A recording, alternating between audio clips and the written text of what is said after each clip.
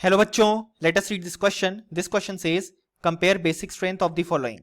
सो हमारे पास यहाँ पे 1 और 2 में दो कंपाउंड्स गिवन है एंड देन हमें उनकी बेसिक स्ट्रेंथ कंपेयर करने के लिए कहा गया है और हमारे ऑप्शंस हैं. Option A 1 greater than 2, option B 1 is equal to 2, option C 2 greater than 1, option D 1 much greater than 2. So इस क्वेश्चन को सॉल्व करने के लिए हमें जो की कॉन्सेप्ट रिक्वायर्ड है वो है कॉन्सेप्ट ऑफ बेसिक स्ट्रेंथ.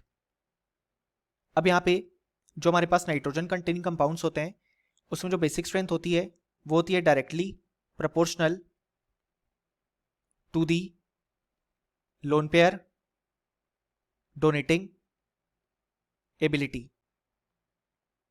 अब यहाँ पे अगर हम देखें तो हमारे पास जो फर्स्ट केस में लोन पेयर है वो रेजोनेंस में इन्वॉल्व होगा विद दी बेंजीन सेगमेंट. जैसा कि हम देख सकते हैं यहाँ पे पैरेलल पी ऑर्बिटल्स प्रेजेंट है, सो रेजोनेंस प्रेजेंट होगा.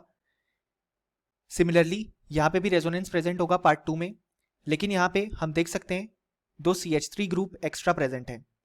सो यहाँ पे पार्ट 2 में जो CH3 ग्रुप एक्स्ट्रा प्रेजेंट है उनके कारण बेसिकली पहले तो रिपल्शन आएगा कंपैरेटिवली थोड़ा ज़्यादा, और इसी कारण से जो लोन पेयर है वो रेजोनेंस में कंपैरेटिवली कम इन्वॉल्व होना चाहेगा.